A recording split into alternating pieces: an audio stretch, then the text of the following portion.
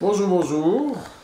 Est-ce que tu nous entends Bonjour, bien? l'essentiel c'est qu'on va y arriver. Voilà, Voilà. j'ai fait cette interview pour compléter en fait les informations parce qu'on sait que Stan a le procès qui est prévu le 31 janvier. C'est très rapide, hein. Il a été extradé le 4 décembre et j'étais étonnée moi aussi parce qu'avec tous les jours de fête en Exactement. décembre, le temps passe très très vite. Et puisqu'ils ont dit il faut qu'ils expliquent devant la justice, on veut l'entendre et tout ça, je pensais ils vont l'interroger, non? Pendant la détention, maintenant, mais même pas. Non. Il n'a pas encore été interrogé et c'est même pas prévu qu'il soit interrogé. Il va être interrogé uniquement à la barre. Mais C'est ce que j'ai appris. c'est- C'est pas mal, non? Oui, et alors on sait pourquoi il a procès, parce que de toute façon il a déjà eu un procès puisqu'ils l'ont condamné. Il aurait pu avoir un appel.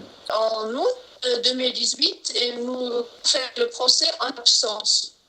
Et comme moi, et que si on peut refaire le procès en présence, non, comme il est non présent, ils vont refaire le même. L'accusation, c'est toujours la même histoire. C'est toujours la même histoire. Je vous entends mal. Oui, nous aussi. Je veux faire un appel pour venir très nombreux à son procès, puisque c'est que ça qui peut le sauver. Hein. C'est l'opinion publique médiatique du peuple, Oui. c'est ça. Mais surtout aussi, je pense, il faudra parler de quelques mensonges qui sont récurrents. Parce D'accord. qu'il y en a tellement qui circulent, pas seulement sur Internet, mais aussi dans la presse officielle, non? Partout, et de plus en plus, de mensonges qu'on boucle. Et à la fin, peut-être, ça peut perturber un peu les gens, ils ne savent plus trop. Et peut-être on pourra parler de quelques-uns. Oui. Alors. Pour les gens qui ont des doutes sur l'affaire. Oui. Nous, on a été très surpris de voir autant de haine, autant on appelle ça des trolls, qui publient des vidéos diffamantes, des vidéos avec mensonges. Tu sais qu'il y a même sur YouTube une chaîne qui s'appelle Le Vrai Stan Mayo. Est-ce que tu as vu cette chaîne? Oui, enfin, il y a plusieurs chaînes comme ça. Et moi, je regarde même pas tout ça parce que c'est pas possible de regarder tous ces salades, tous ces mensonges. C'est pas possible de regarder ça, non? Oui. Par contre, et à la fin, il y a peut-être des fonds qui étaient débloqués de l'État ou je sais pas parce que effectivement ces dernières semaines, ça poussait comme des champignons, hein. Donc, les vidéos, et puis dans le fond, ils n'ont rien à dire. Hein. Dans le fond, c'est complètement creux, mais ils essaient de. Ah, mais c'est complètement con. D'un côté, cette interview, les gens ne peuvent pas voir l'original. Et de l'autre côté, évidemment, quand on prend juste quelques mots, quelques phrases, et on le met dans un autre contexte. Oui, puisque de toute manière, personne n'a été enlevé. Les enfants ont peut-être été interviewés, mais vous ne les avez pas martyrisés. Il y a une interview que Stan Mayo a fait avec Priscilla Majani, la mère de l'enfant, et aussi avec la petite Camille. L'interview dans notre vidéo documentaire Stan Mayo l'autre tour que j'ai publié, que j'ai republié là, la partie 1 à 11, et la partie où parle la mère et l'enfant, effectivement, il y a une partie, la partie 6, qui a été censurée par YouTube, qui a disparu. Ah bon? Et il est toujours disponible sur notre compte parce qu'on avait déjà publié en 2014 la même vidéo. Donc, il y a cette partie 6 qui traite justement des photos à regarder, hein, de la petite Camille et l'interview de la mère que Stan a pris. Et pourquoi cette vidéo a été supprimée? Quel était le motif? Je pense c'est à cause des photos, pas de raison. D'accord. Donc ils ont trouvé puisque les parties intimes ont été noircies. D'accord. En fait, ils ont trouvé un prétexte. Il y avait ces photos et ils les ont supprimées au nom du droit de l'image. Par contre, c'est une information qui est importante, qui a disparu. Quelle est la situation de Stan aujourd'hui? Est-ce que tu as des des informations? Est-ce que tu peux échanger ou alors il est au secret? Non, il n'est pas au secret. Les lettres passent très bien. C'est-à-dire, soit tous les jours, quelques lettres de soutien et il répond aussi. Donc, j'ai été contactée par plusieurs personnes qui me donnent de ces nouvelles. Bien. Donc, ça marche. Par contre, téléphoner à son avocat ou à sa mère, ça marche pas. Ça, vous n'y arrivez pas. Il a un avocat qui le défend. Oui. C'est un avocat que vous payez ou c'est un avocat d'office? Non, c'est Jean-Pierre Joseph Noble. Je connais l'histoire depuis l'affaire Vincent. Les informations importantes, c'est pour les gens qui soient informés, c'est de regarder vos vidéos qui sont sur la chaîne. Si tu peux redonner le nom, la chaîne où il y a les vidéos parties 1 à 11, elle s'appelle? C'est Francisco Sanchez. On a créé la chaîne ici au Venezuela, donc on a pris un peu espagnol. Ah d'accord, mais c'est votre chaîne. D'accord. Tu es la personne qui est visée, que tu portes plainte toi-même, de signaler à YouTube. Est-ce que c'est déjà quelque chose que tu as déjà fait? Non, j'ai jamais fait et je me suis... oui, Chloé m'en a parlé. Et effectivement, il faut le faire. La question que je me suis posée avec ça, c'est parce que j'avais lu que ça déclenche une procédure judiciaire. Mais non, pas du tout. Pas du tout. Je ne sais pas quelles conséquences ça peut avoir s'ils vont me demander pour des procédures judiciaires ou je ne sais pas quoi. Non, c'est très clair, c'est très simple. Il faut rester simple. YouTube, c'est une procédure automatisée. Si la vidéo a été publiée sur ton compte et qu'elle est utilisée sans ton autorisation ailleurs, ils sont obligés de la supprimer. Tu dis, c'est ma vidéo, et il y a plein de parties de ta vidéo qui ont été utilisées, tu dis, je n'ai pas donné mon accord, veuillez l'enlever. Comme c'est été publié sur YouTube, ils peuvent contrôler, et ils savent que c'est ta vidéo. Ouais. Et ça va marcher. Sur le droit d'image, c'est un peu plus compliqué, mais ça marche aussi. Mais de toute façon, ton cas est tellement simple, comme la plupart du temps, ils utilisent tes images, il faut signaler. Aujourd'hui, comment il va? Même si je sais que c'est pas évident, mais est-ce qu'il a donné des informations sur sa santé? Je sais que les soutiens avec leurs lettres lui remontent beaucoup le moral. À part ça, il a quand même encore quelques problèmes de santé qui ne se résolvent pas. Qu'est-ce qu'il a comme problème de santé? Il a déjà fait des demandes à la maison d'arrêt pour voir des médecins et dentistes, mais bon, ça ne bouge pas pour le moment. Les médecins ne font rien? C'est pas de problème de dents? Ouais. Donc il a des problèmes de dents et on ne l'aide pas alors? Il a fait une demande de voir le médecin et le dentiste et bon, il attend, hein. Il attend. On peut parler de quelques mensonges. Oui, alors. Quelques mensonges. Voilà. Alors, quels sont les mensonges les plus importants sur Stan Mayo? Tout le temps dans les journaux officiels françaises, hein, il se fait appeler le Zorro Blanc, hein, ou appelé par ses soutiens blancs. C'est-à-dire, ils sont tous préparés, ce groupe-là, non? Donc, tout appelé le Zorro Blanc, personne l'appelle le Zorro Blanc. Tout ça, ça vient des magistrats eux-mêmes qui lui ont donné ce nom pour se moquer de lui. Pour le ridiculiser. En fait, au début, c'était le Zorro de la Réunion, et puis après, en France, c'est devenu le Zorro Blanc, tout simplement. C'est les magistrats, hein, c'est pas les soutiens qui l'appellent comme ça, ni lui-même qui se fait appeler comme ça. Oui. Alors, au niveau des journaux, c'est vrai qu'il n'y a pas beaucoup d'informations. D'ailleurs, on ne trouve rien.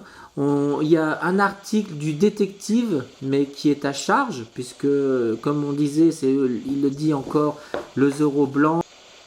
Et puis, après, il y a un ou deux articles de presse ou journaux qui vont toujours dans le même sens, en disant que c'est quelqu'un qui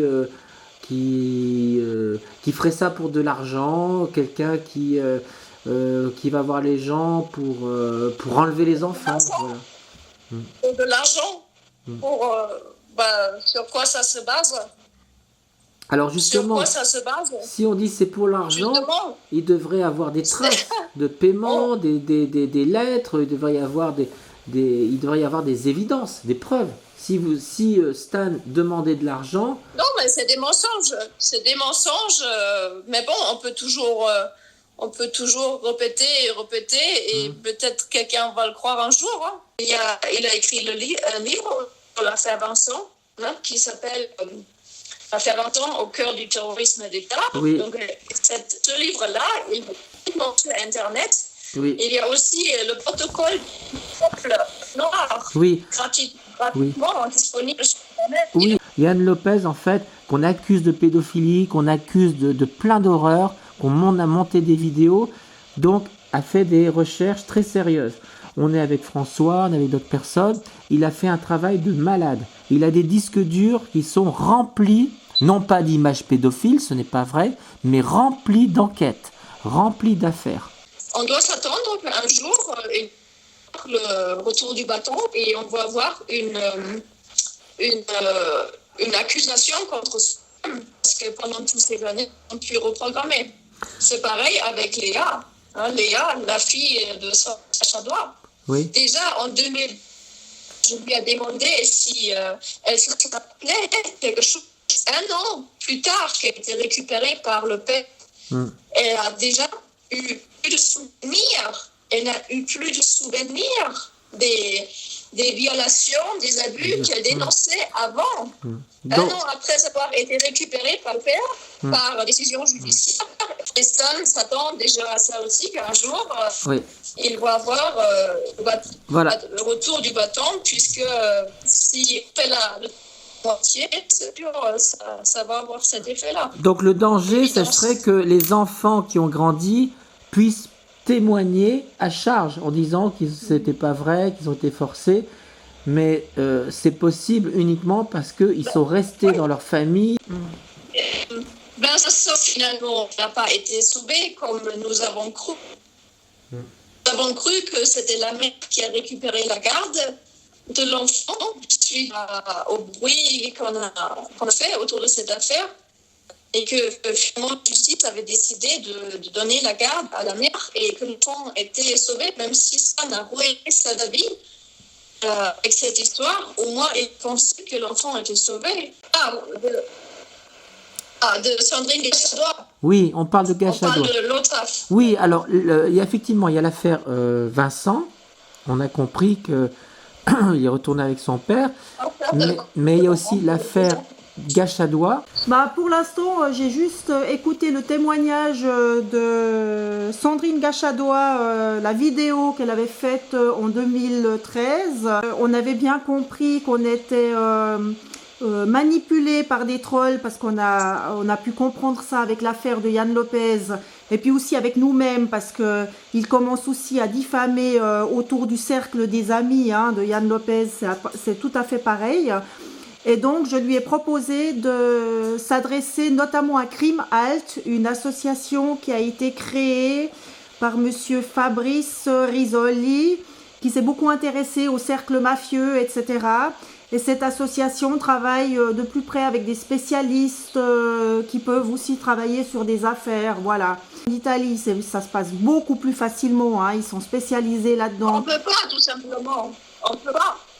Parce que si un citoyen a l'idée de faire ça, de dénoncer ce que nous avons fait, tout simplement une enquête des citoyens, comme recommandé par l'ONU, c'est Juan Miguel Petit de l'ONU qui l'a dit en 2002-2003 dans un rapport qu'il voudra qu'un organe indépendant de toute urgence, une enquête sur les créances de la justice à l'égard des enfants victimes de sexuels et des personnes ayant de les protéger de ces recommandations.